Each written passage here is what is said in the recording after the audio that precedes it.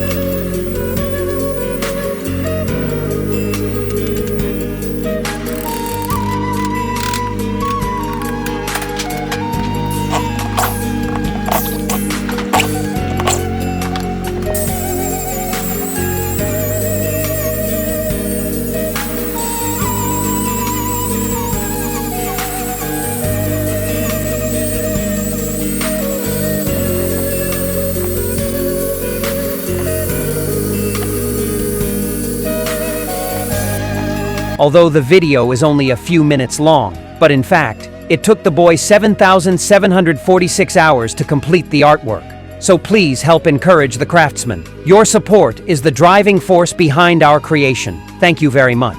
When you see this step, a very beautiful work of art is done. Can you rate this artwork? How many points would you give if the maximum score was 100? Please leave a message. See you next time.